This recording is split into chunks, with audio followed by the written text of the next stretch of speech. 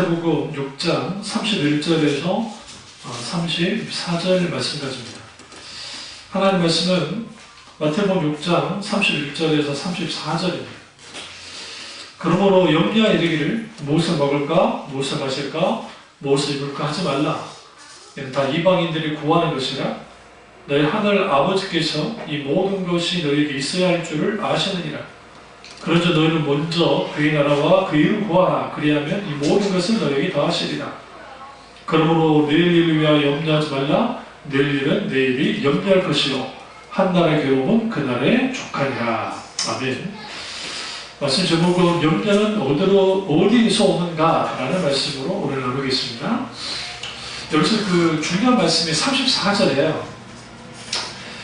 내 일을 위하여 염려하지 말라에 우리가 좀 깊이 생각하셔야 돼요. 이제 김나주 목사님 설교문 가지고 하긴 하겠지만 내 일을 위하여 염려하지 말아라. 왜 그럴까요? 그러니까 이제 요즘 그 우리나라나 이렇게 자본주의, 특별히 성공주의적인 그 사회일수록 청사진을 그립니다. 여러 계획을 세우죠. 내일 내가 무엇을 할지 이런 계획을 세우면서 나 이런 꿈을 가지고 이런 목표를 가지고 나는 살아갈 거야. 아주 좋은 거죠. 권장할 만한 거긴 합니다. 그럼에도 불구하고 기독신앙은, 특별히 성경은 우리에게 주어진 것이, 주어진 날은 오늘이에요. 내일이 아니라고요, 사실. 그러니까 내일은 어떻게 주어지냐면 하나님을 신뢰하고 하나님의 비전을 붙잡는 자들에게 내일이 부어져요. 주어져요, 사실은. 그런 의미에서 내일 일을 위하여 염려하지 말라라는 말은 내일은 우리가 붙잡을 수도 없고 우리에게 실제로 다가오지 않기 때문에 염려할 수가 없다는 거죠. 그러나 물론 우리는 내일도 염려할 거리들은 분명히 있긴 있어요, 분명하게. 그리고 내일은 내일이 염려할 것이다 라는 말은 뭐냐면 우리말로는 염려할 건데 내일이 내일을 감당할 거라는 표현으로도 이해하셔도 돼요. 결국 내일은 내일이 감당할 거다. 그러니까 우리가 할 수 있는 게 여기서 뭐라고 지금 예수님이 사실은 없다는 거예요. 염려하지 말라는 말을 주님이 34절을 통해서 내일이 염려할 거야. 내일은 내일이 염려할 거다. 그러니까 감당할 거다. 한날의 괴로움은 그날의 족하다. 그러니까 더 이상 염려하며 살지 말라라고 주님의 말씀입니다. 그럼 이제 우리 7페이지 보시면 세계 2차 대전 막바지에 연합군이 전쟁 고아들을 돌보기 위해 커다란 캠프를 마련했다고 합니다. 그래서 아이들을 연합군의 보호 아래에서 보살피면서 맵게 배부르게 먹을 수 있도록 해줬다는 거예요. 근데 이상하게도 아이들이 낮 동안에 잘 지내다가 밤만 되면 불안해 잠을 이루지 못하는 겁니다. 그래서 캠프를 운영하던 장교가 심리학자들에게 이 문제를 의뢰했고, 그러자 심리학자들이 아이들의 불안을 해결하는 방법을 찾아냈다고 합니다. 매일 밤 아이들이 잠자리 누웠을 때 한 사람이 늘어선 침대사를 다니면서 아이들의 손에 작은 빵 조각을 주워주었다는 거예요. 그러자 아이들이 거짓말처럼 깊은 잠을 자게 됐다는 거죠. 왜냐? 적어도 내일 아침은 굶지 않을 거라는 것을 믿을 수 있기 때문이라는 겁니다. 이게 굉장히 중요해요. 우리가 하나님을 믿는다고 하지만 내 손에 작은 빵 조각이 있어야 우리 염려 안 해요. 사실은. 그러니까 우리가 할 수 없는 상황이 벌어질 때 있어요. 우리가 군대 가잖아요. 군대 가면 학교에 있을 때는 내가 나서서 학교에서 뭘 할 수는 있는데 군대라는 사회 자체는 완전히 단절되어 있기 때문에 부모가 할 수 있는 게 없습니다, 사실. 거의. 그래서 하나님께 모든 걸 의탁해야죠. 맡겨야 되는 상황. 이랬을 때 주위에 군인 장군 출신이라든지 막 힘쓴 사람이 있으면 얼마나 좋을까라는 생각하지 않겠어요? 그게 일종의 작은 빵 조각이에요. 그런 거라도 있으면 괜찮을 텐데 이게 인간이 갖는 소위 말하는 안전을 위한 심리입니다. 누구나 그런다는 거죠. 근데 여기서 보면 이제 여기 염려는 앞으로 일어날 일에 대해 마음을 기울여 걱정하는 것이라는 일반적인 염려에 대한 정의예요. 근데 성경은 뭐라고 하느냐? 이게 아주 중요합니다. 여기다가 밑줄을 치는 게 좋으세요. 선한 것에 집중할 수 없도록 마음이 나뉘는 것이다. 그러니까 염려는 마음이 나누어진 상태.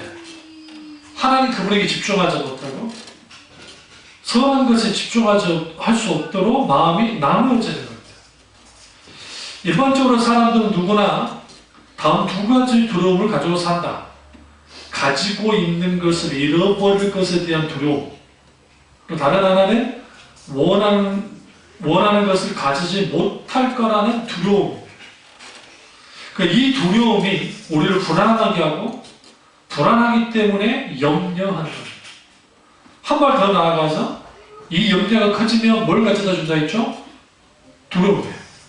근데 곧장 두려움으로 가지는 않고 이제 불안하고 염려가 갔잖아요. 그러면 이제 거기에서 우리가 급격한 하나님에 대한 신뢰를 거둬들입니다. 우리가 하나님을 신뢰하지 않기 시작하는 거예요. 그래서 하나님 아닌 다른, 그러니까 대체물들, 신뢰할 만한 것들을 찾아요.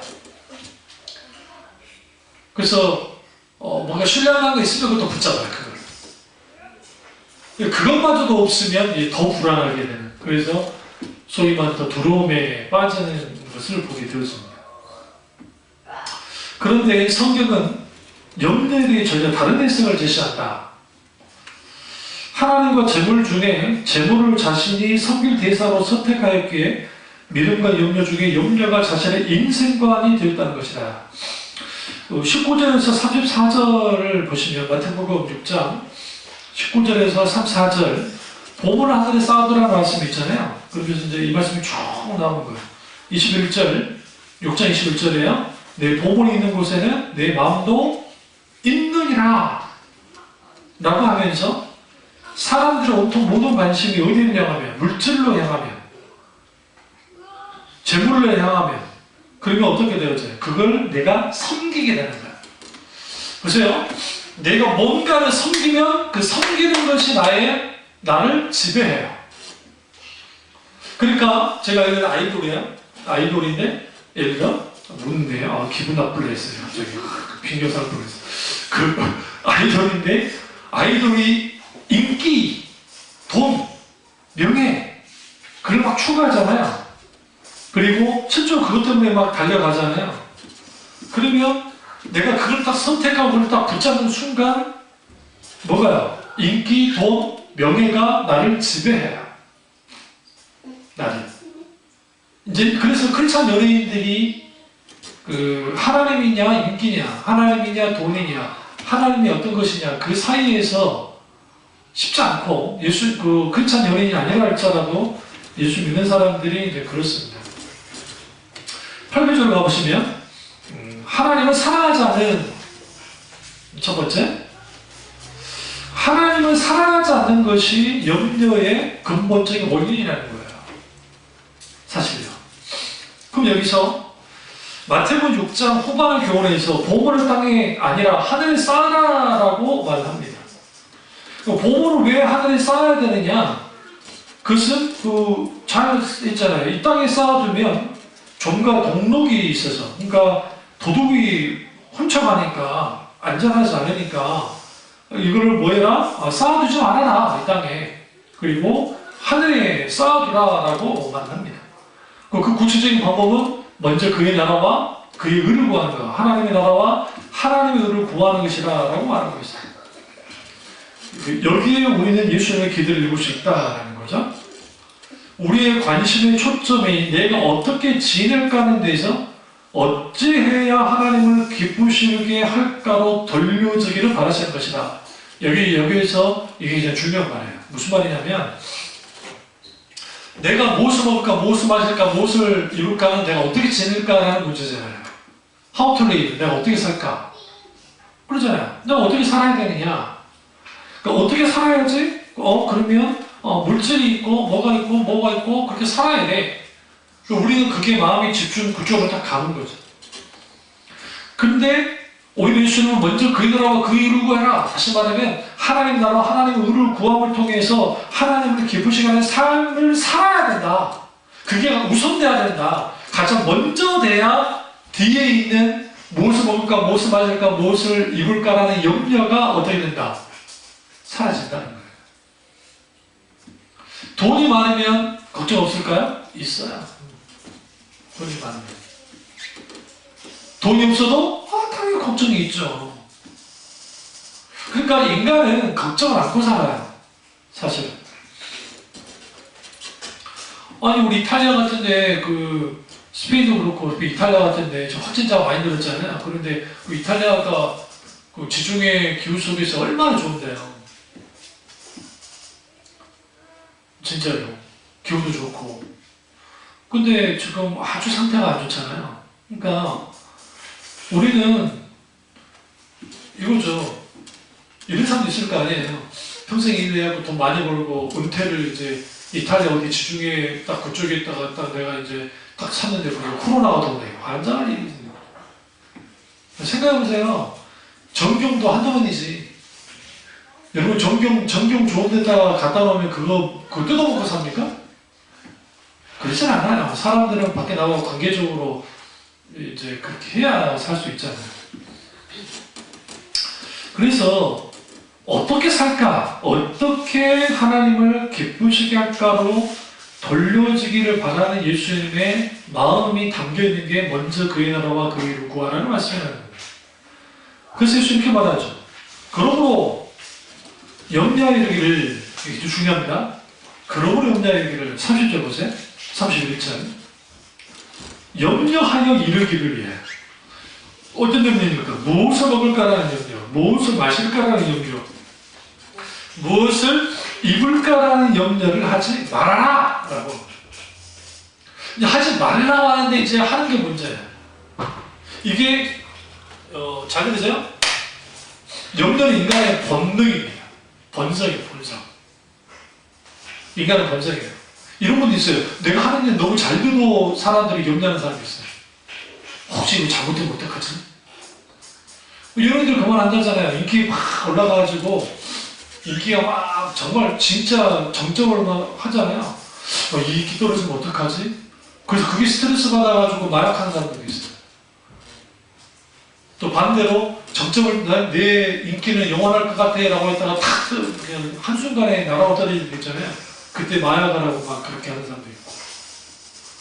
그러니까 이제 그것처럼 인간은 본성적으로 염려해요. 왜 염려하냐면 아담과 하와가 타락했을 때에 하나님처럼 되어 있잖아요.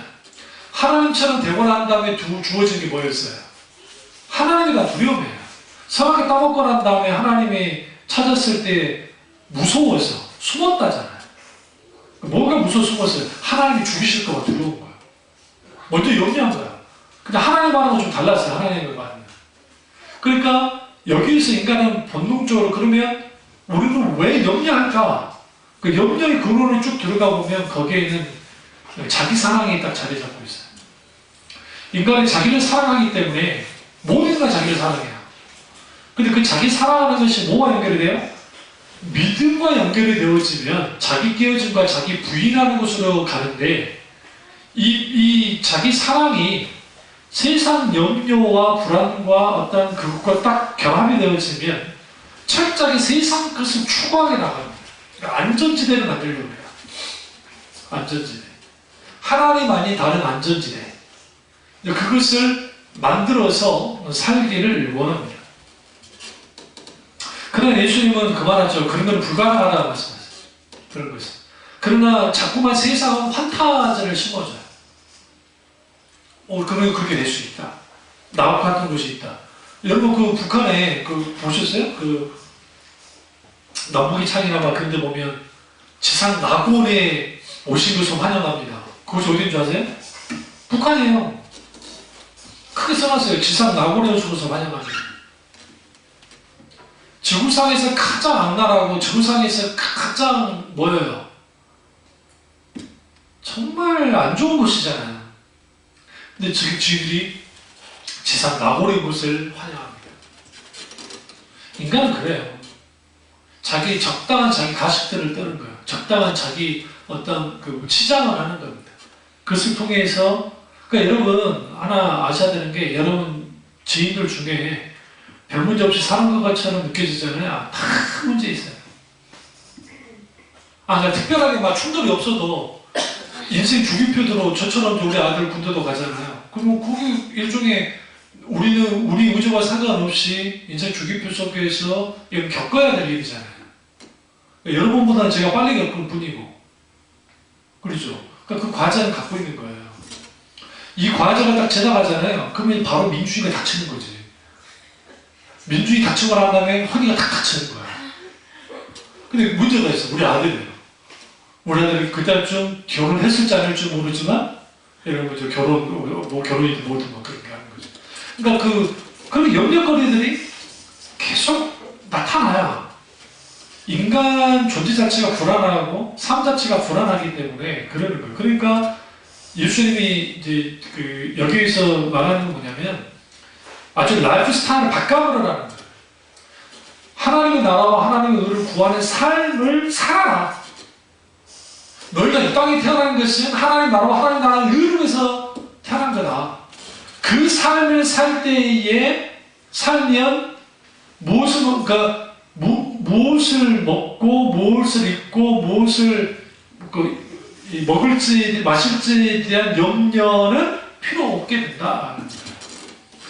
그럼 이 말은 무슨 말이냐? 아무 일도 하지 않고 다 주의종되는 말이냐? 그 말은 아니고 내가 살아가는 것은 결국은 하나님 나라와 하나님의 의를 구하는 거고, 하나님 나라는 뭐냐? 하나님이 통치하는 나라예요. 하나님이 다스리고 통치하는 거. 하나님의 통치와 다스림 속에 있게 되어지면 거기에서 필연적으로 있게 되는 게 뭐냐? 하나님에 대한 사랑이에요. 사랑. 그러니까 잘 들으세요? 내가 사랑하는 대상을 내가 의지하는 거야. 여기 사랑한다는 것은 내게 가치 있는 거죠. 가치 있는 거. 내게 영향력을 끼치는 거. 그게 의지의 대상이에요. 왜 부모가 자식한테 집니까? 부모가 자식보다 부모가 자식을 더 사랑하거든요. 뭐든지 더 사랑하기 때문에 지는 거예요. 응? 내 자식이 아닌데 지금 그런다? 안 보면 그만이고 해보면 그만이죠.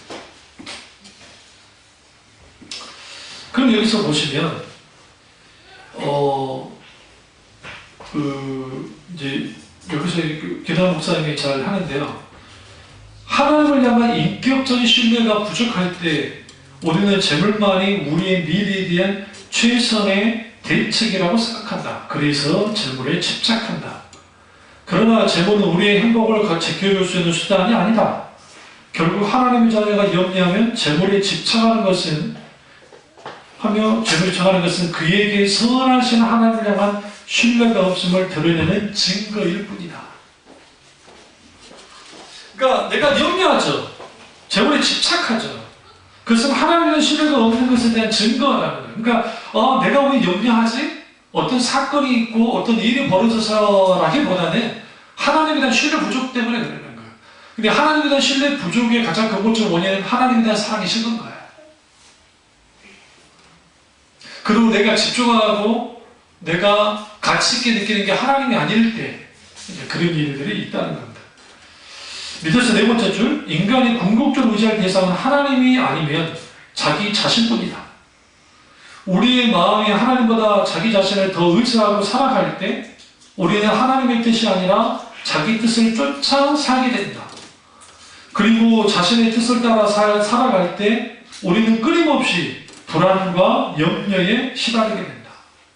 그러니까 자신의 뜻을 따라 살아가게 되면 우리는 끊임없이 불안과 염려에 시달린다. 그러므로 염려에 대한 가장 훌륭한 대비책은 하나님을 뭐하는 거다? 사랑하는 것이다. 굉장히 중요합니다. 대부분 그러잖아요. 우리 일반 본용주의 그런 데서 이 설교를 하면 염려에 대한 설교를 하면 어떻게 해요? 염려는 죄입니다! 그거 받아들였어요. 왜 염려하십니까? 하나님이 능력 있으신데.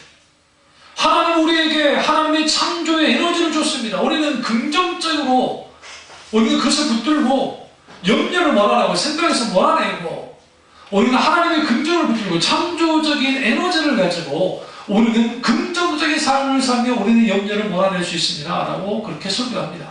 실제로 그런 설교가 많아요. 여러분 CTS나 CBS나 그런 설교 들어보세요. 염려에 대해 다룰 때 대부분 그래요. 왜 그런지 아세요?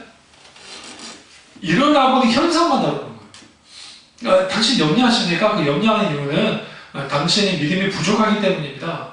어떤 믿음이 부족합니까?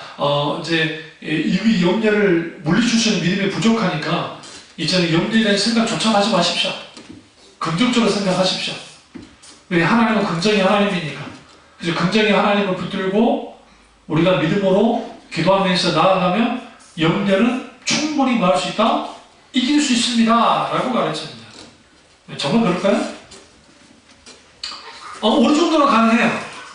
문제는 뭐냐면 감당하지 못할 일이 벌어졌을 때, 우리가 감당하기 힘든 일이 벌어졌을 때에 내가 긍정적으로 이렇게 해야지 안 돼요. 그 긍정의 배신할 책이 있는데요.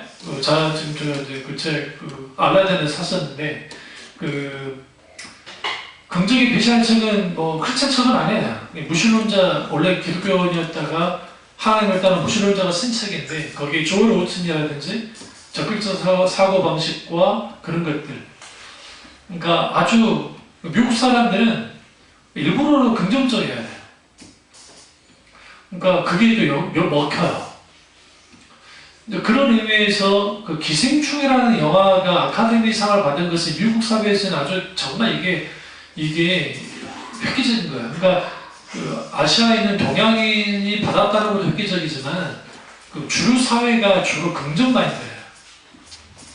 긍정 마인드.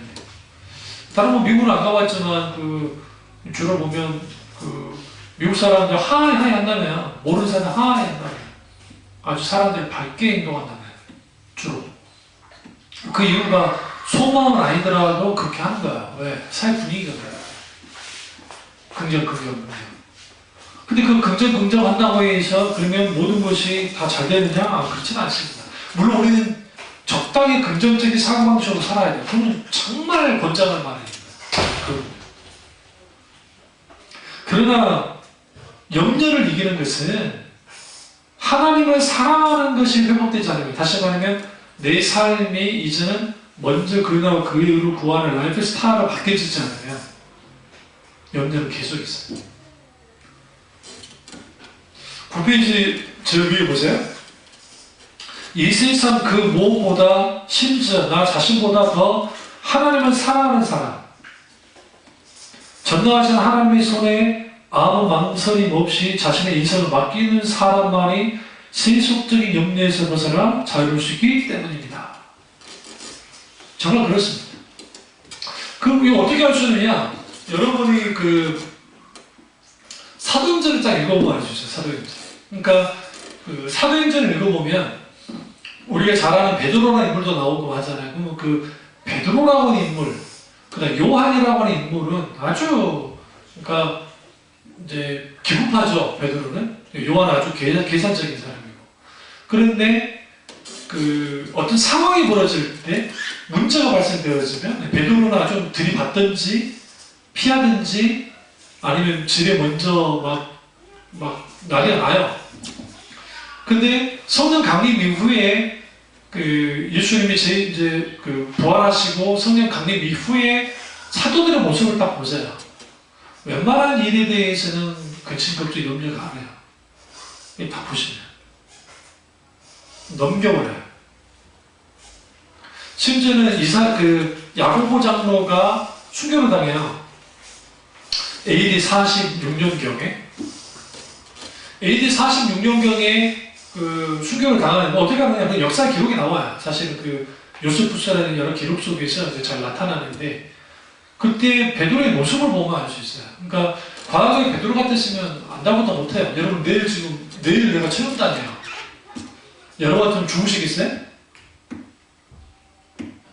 응? 아니 내가 아무리 긍정적인 사람이라도 내일 내가 죽는데 오늘 하루라도 깨가지고 뭐 하겠어요? 삶을 좀 들여다보고, 내가 이때까지 인생에 살았던 걸 좀 들여다보고, 또 내가 뭐 유언 남길 게 없나 뭐 그 생각할 텐데, 세상에 성경 보시면 대자로 누워서 자고 있었어요. 천사가 옆구리를 쳐가지고 깨겠다.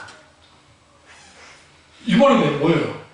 베드로 일어나, 안 일어난다고 옆구리 쳐버린 거예요. 그러니까 아파가지고 일어난 거예요. 여기서 우리는 베드로의 모습 속에 뭘 알 수 있냐면, 웬만한 건 내일 죽는데도 죽음에 대한 염려까지도 이미 극복을 해버린 거예요. 우리 코바디스 도민의 주요 어디로 가시나이까 라고 하는 그 전설 있잖아요. 그는 카톨릭이 만들어낸 거예요. 아니 그 카톨릭 전설이에요, 전설.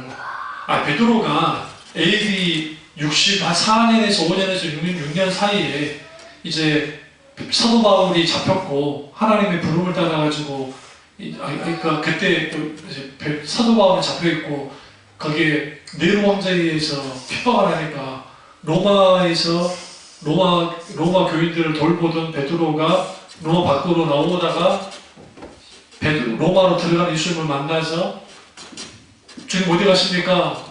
네가 저 버렸잖아. 그래서 내가 들어가서 내가 대신 죽으러 간다 하니까 회개하고 코바데스 도민이 주여 어디로 가시나이까? 다시 돌아가서 십자가에 꽂고 높아 죽었다는 전설이 있어요. 전설이야, 전설. 무슨 실제 있었던 게 아니고. 그런 의미에서 우리는 뭘 보셔야 되냐면 아예 염려 없이 산다는 의미가 아니에요. 인간이 연약하기 때문에 염려는 할 수 있어요. 그러나 그 염려를 이유고 살지는 않아요. 근데 여러분의 저는 연약하기 때문에 염려를 이유고 살 때가 있다고요. 저도 그렇고. 쉽지 않은 거죠. 두 번째, 염려가 엄습할 때. 염려는 하나님을 향한 인격적인 신뢰가 부족할 때 엄습한다.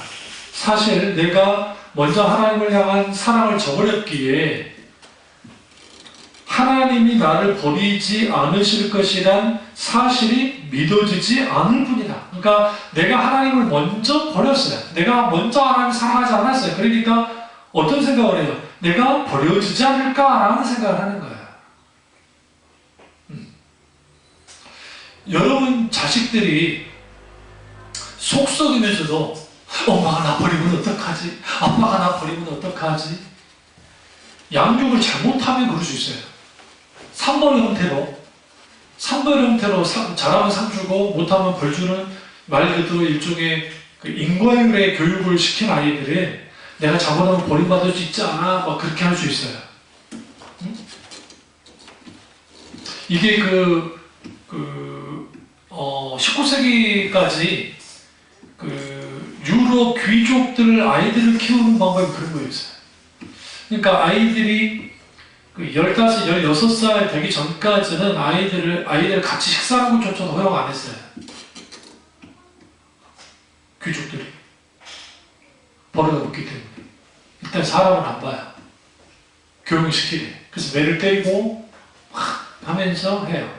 그러니까 그때 자랐던 귀족 아이들이 내가 버림받으면 어떡하자는 생각을 하겠죠. 당연히. 저번에는 버림받지 않을까? 제 버리진 않지만.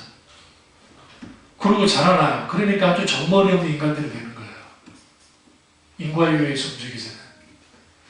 그러니까 우리가 조심해야 될 게 하나님을 향해서 딱 우리가 생각할 때 내가 잘할 때는 막 사랑해 주시고 내가 못할 때는 버리시는 그런 하나님이 아니에요. 그렇다고 우리가 마음 놓고 막 나쁜 짓 해란 말이 아니라 하나님은 우리 태도를 봐요. 그러니까 내가 죄를 짓더라도 여전히 하나님을 인식하고 불쌍히 여겨달라고 머리 뒤밀고 오는 자식을 사랑하지. 응? 가룟유다처럼 내가 잘못했네? 자살을 벌이는 그 자식은 못지 않는다는 거야. 사실은. 그럼 염려는 어디냐? 하나님을 의지할 수 없게 될 때의 염려가 시작된다는 거예요. 김단일 목사가 말처럼. 그러면 이렇게 염려가 엄습할 때 신자는 어떻게 대처해야 되는가? 첫째로 9페이지 보시면 다 끌어안고 고민하지 말고 끊어서 생각해야 된다. 이 끊어서 생각한단 말이 뭐냐면 인류 전체를 막 생각하지 말고 이렇게 읽어볼게요. 제가 인류를 생각하기 힘들다면 한 달 앞만 생각하라. 한 달 앞도 생각하기 힘들다면 다만 일주일, 그것조차 어렵다면 그저 오늘 하루만 생각하라. 그것도 버겁다면 1시간, 10분, 1분으로 인생의 시간을 끊어서 오직 그 시간만 생각하며 순간순간을 살아내야 한다.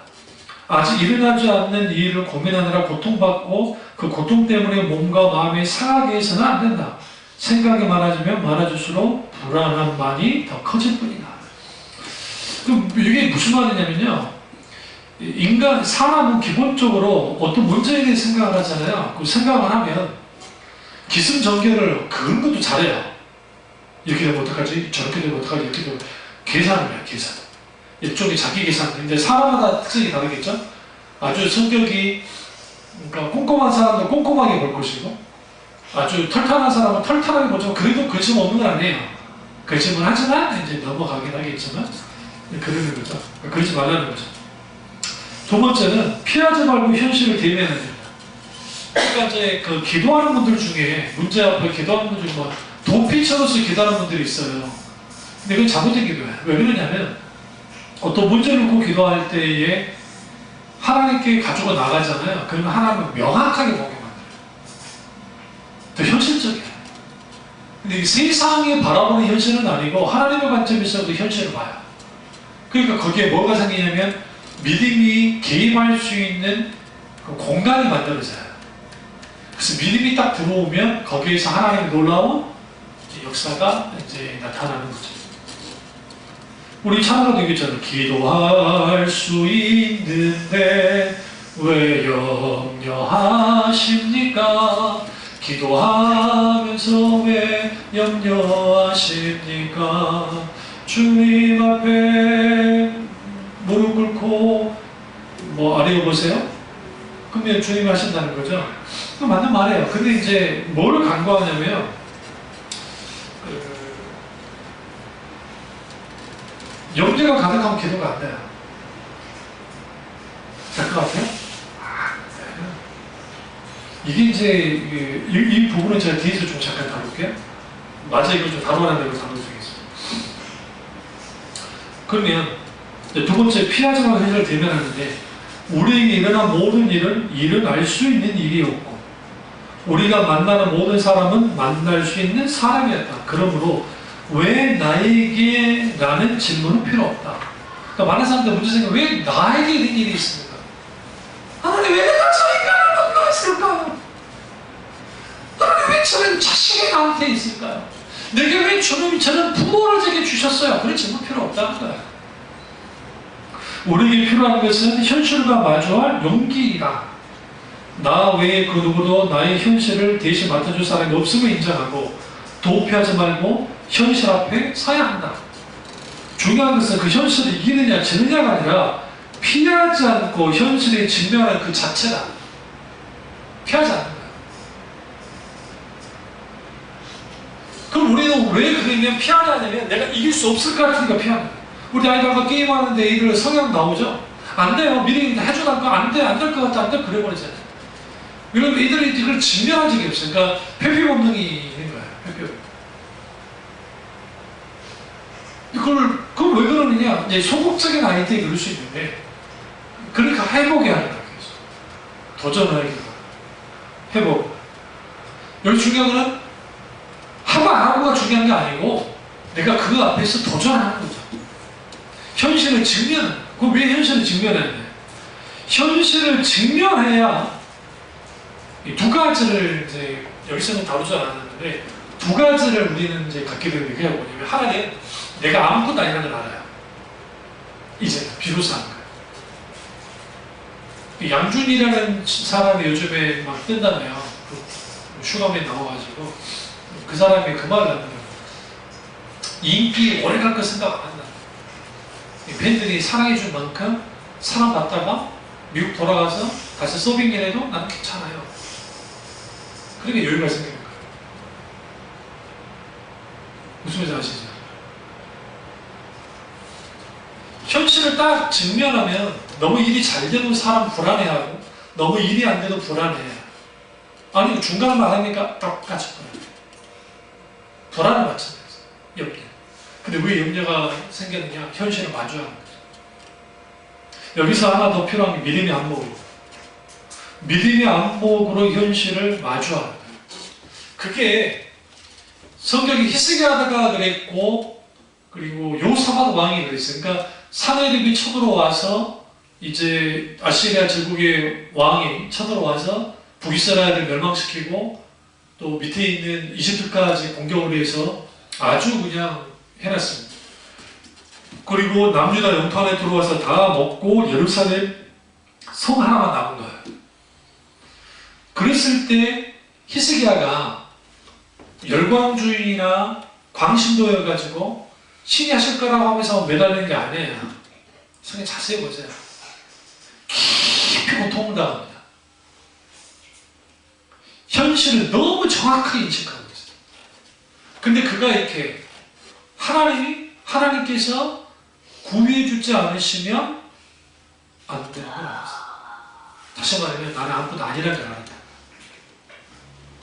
그러니까 우리 앞에는 염려의 문제, 염려는 인간의 연약한 본성에 의해서 나타나고 하나님에 대한 사랑이 식어지거나 사라져서 생기는 것이고, 그 다음에 하나님에 대한 신뢰 부족이 하나님을 의지하지 않음이 염려를 생기게 하는데, 그 염려 앞에 딱 섰을 때에 내가 정말 아무것도 아니라는 자기인식을 하면 비로소 항복해요. 그러니까 염려가 많은 사람일수록 하나님께 빨리 항복해야 돼요.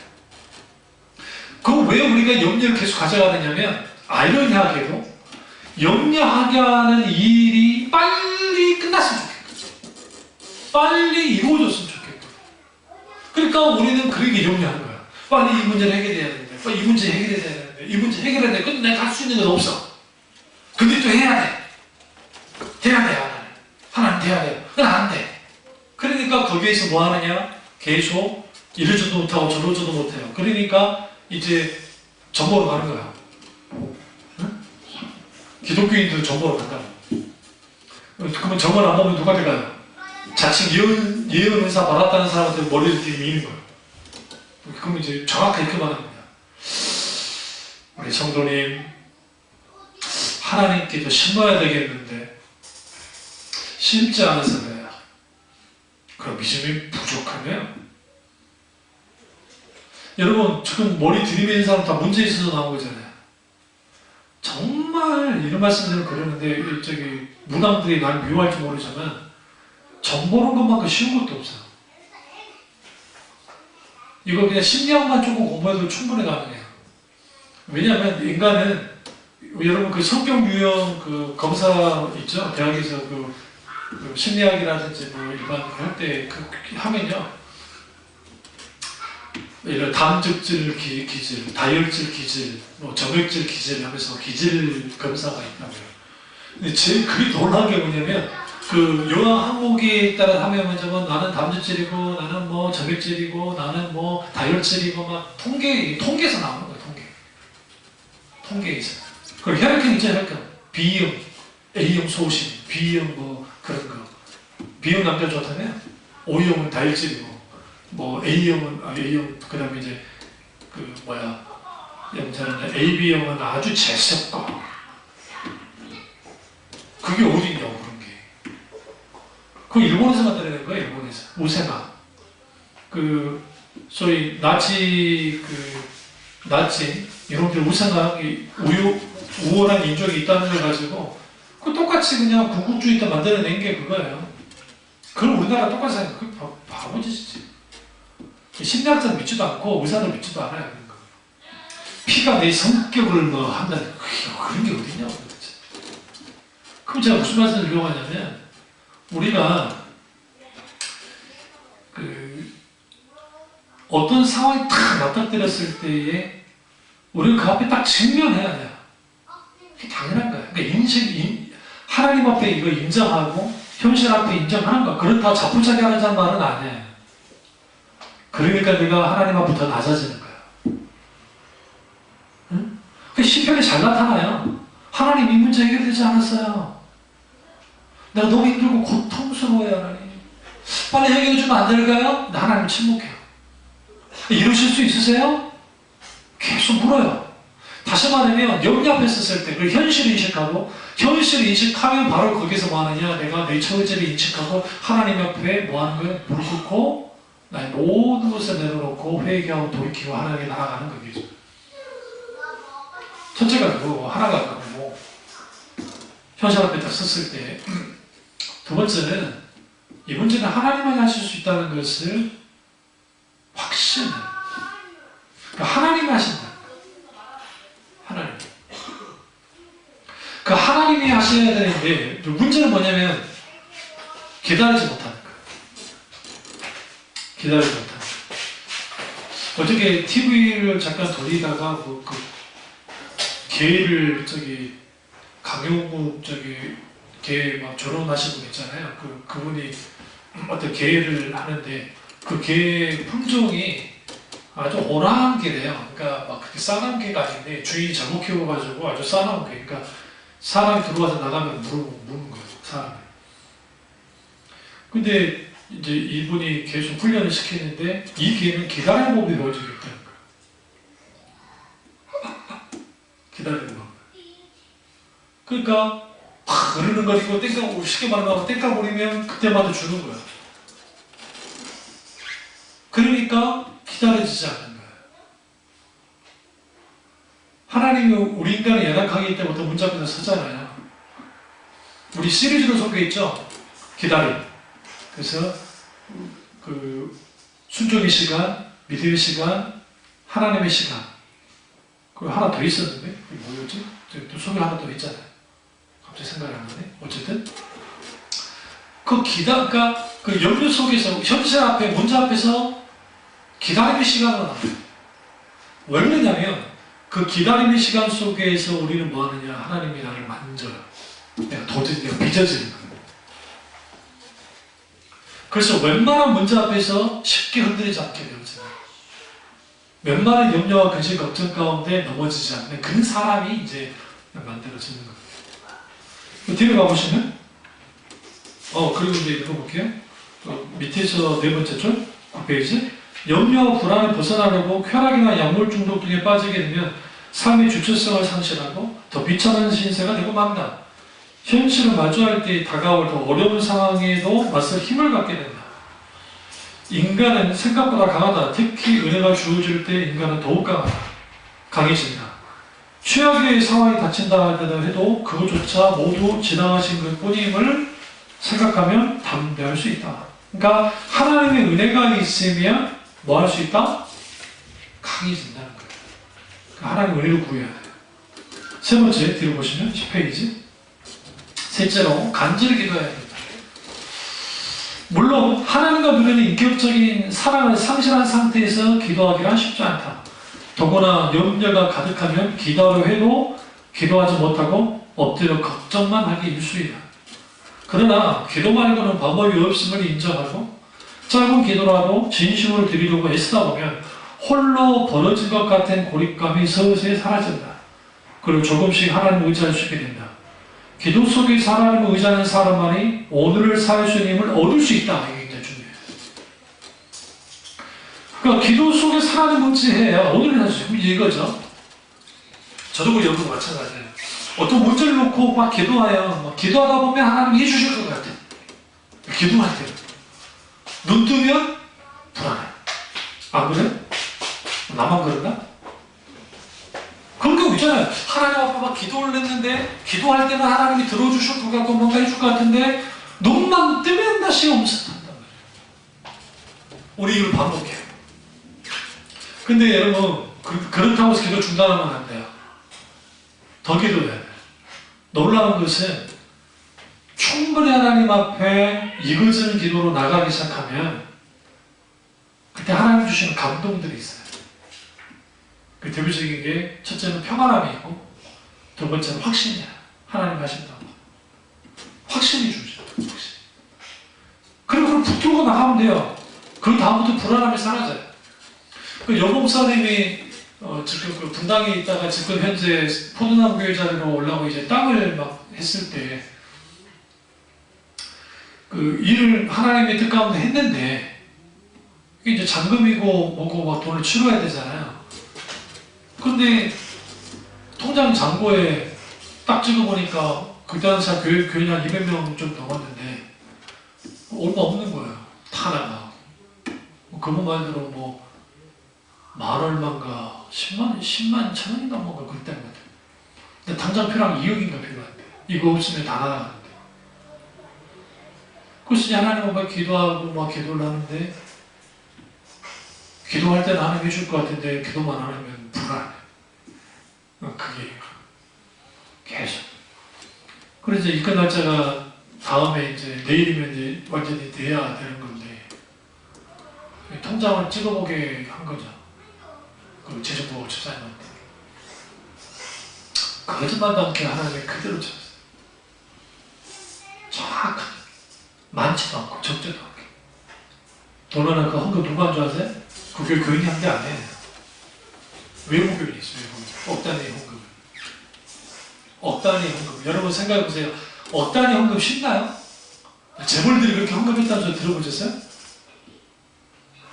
쉽지 않아요. 재벌이라 할지라도. 억 단위. 그들에게 있어는 억은 우리가 생각하는 억의 느낌은 아닐 거예요. 그럼에도 불구하고 하나님께 그런 헌금을 한다는 게 쉽지 않죠. 그러니까 그 불안함에 대해서 말씀하셔야 돼요. 불안함이 있다라는 거예요. 그런데 하나님 확신해 주는 데서 하나님 하신다고 하죠.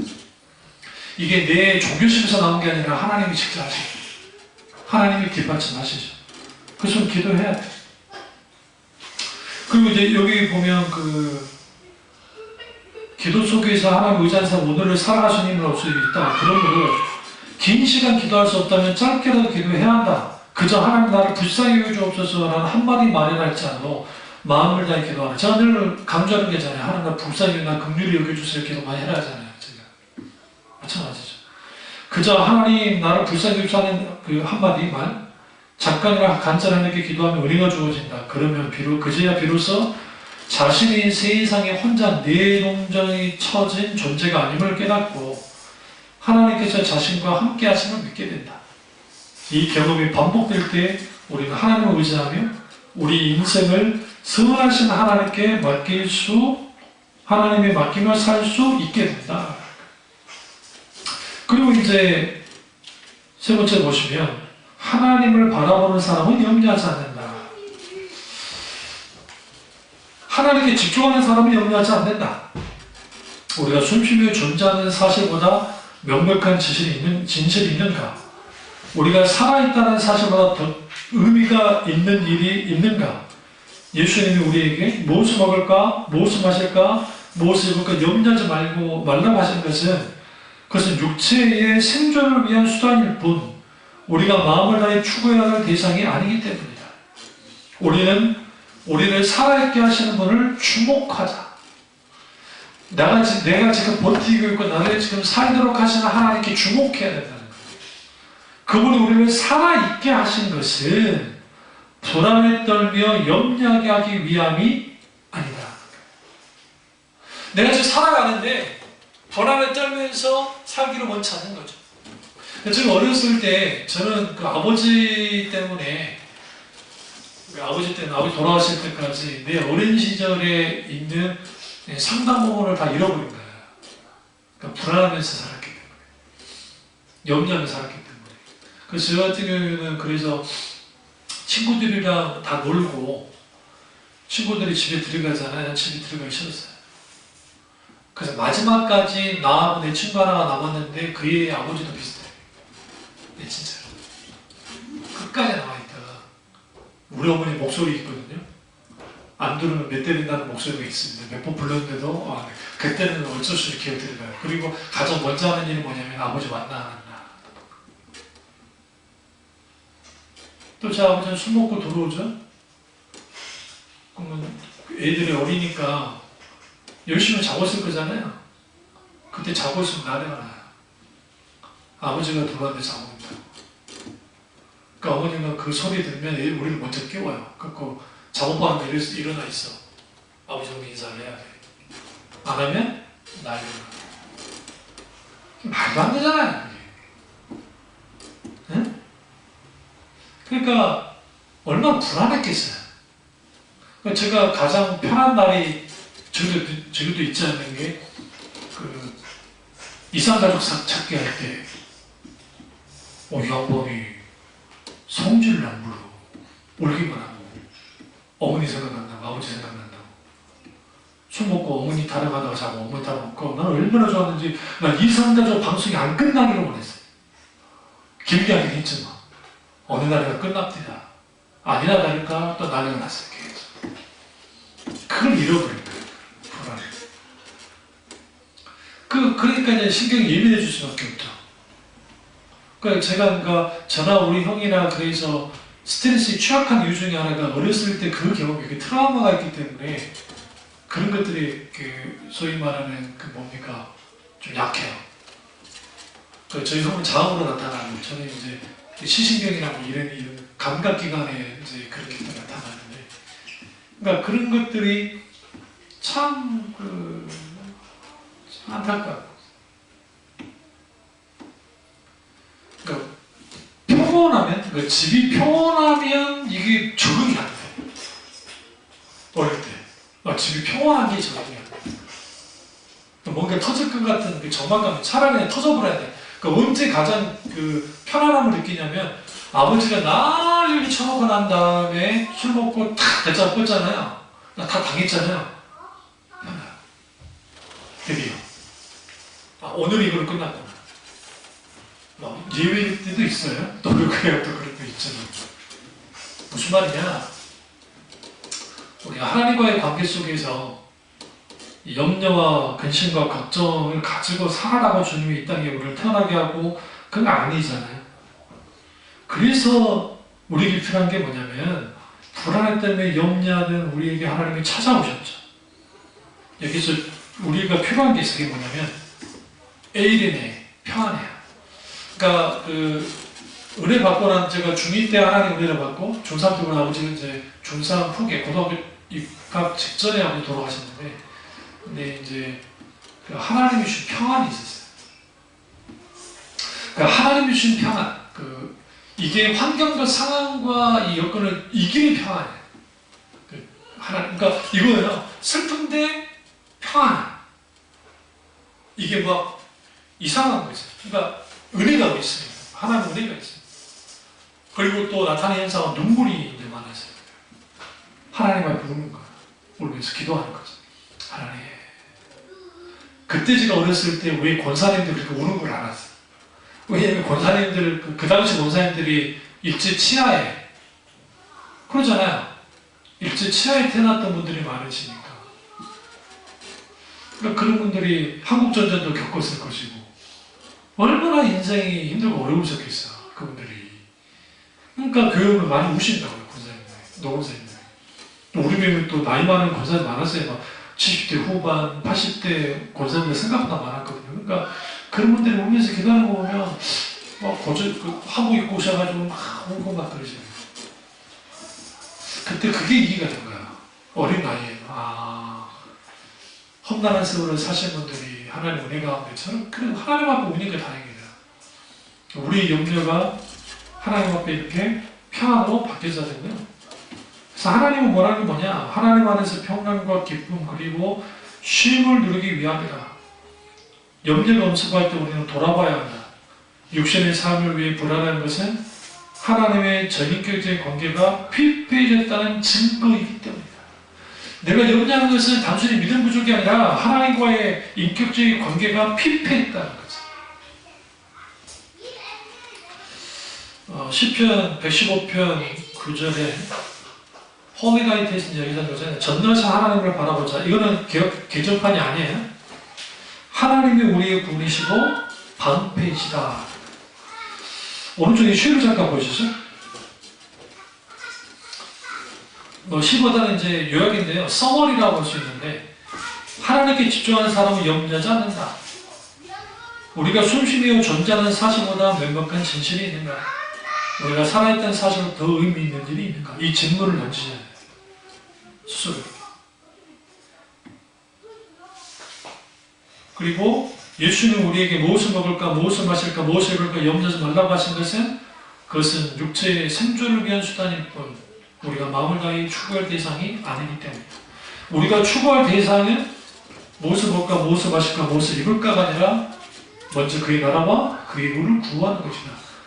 그러한 관점과 태도와 삶이 변해야 돼야 염려를 이길 수 있습니다. 이 은혜가 저와 여러분께 주시기를 축원합니다. 기도하겠습니다. 기도하실 때 오늘 이 말씀이 나의 말씀